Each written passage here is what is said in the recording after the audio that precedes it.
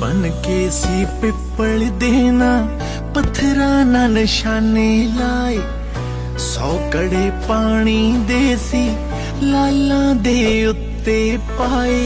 गिलियां शमकां बीमारियां पोरा ना यो घबराए, बोले सोने हाल दे उत्ते ओना जयकारे लाए।